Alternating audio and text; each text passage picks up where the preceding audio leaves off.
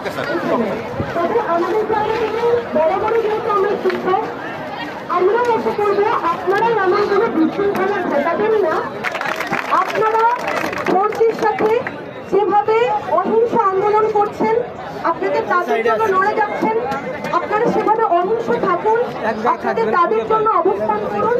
আপনাদের কোনো ক্ষতি হওয়ার যেন না হয়, কিন্তু আমরা আমাদের দিক থেকে সর্বোচ্চ চেষ্টা করব। এই যে বর্তমান সময়ে সরকার যে হচ্ছে কোঠার নামে আমাদের উপরে একটা বৈষম্য সৃষ্টি করছে এবং সরকারের যে পেটোয়া বাহিনী তারা সাধারণ শিক্ষার্থীদের উপর যে পরিমাণ আক্রমণ করছে, আমাদের অনেক ভাই আহত হয়েছে, তাদের সেই সমস্ত আহতের প্রতিবাদে আমরা এখানে আসছি।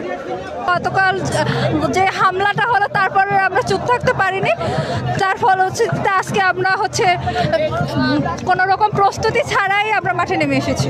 বাঙালি এবং বাংলাদেশের অধিবাসীদের সাথে শোষণ করেছিল বৈষম্য দিয়ে।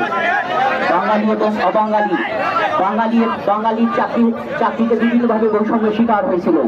1971 সালে 30 লক্ষ শহীদের বিনিময়ে আমরা যে বাংলাদেশ অর্জন করেছি, তাদের স্বপ্ন ছিল একটি বৈষম্যহীন একটি জাস্টিস সোসাইটি প্রতিষ্ঠিত হবে।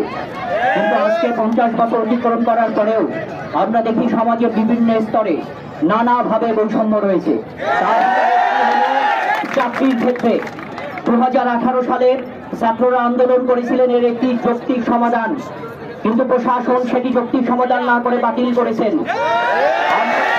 তৎকালীন যারা এই আন্দোলন করেছিলেন তারা যৌক্তিক সমাধান চেয়েছিলেন।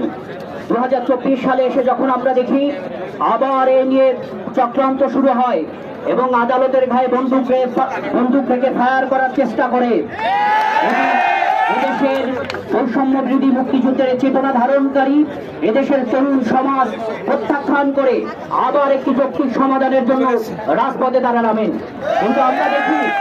কিন্তু আমরা গতকালকে দেখি যে ঢাকা বিশ্ববিদ্যালয় সহ ঢাকা জাহাঙ্গীরনগর বিশ্ববিদ্যালয় সহ বিভিন্ন জায়গায় একদল কথিত সন্ত্রাসীরা এখানে হামলা চালায়।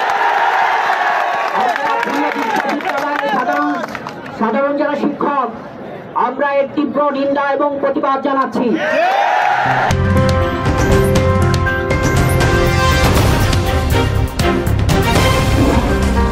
Voice of Tiger.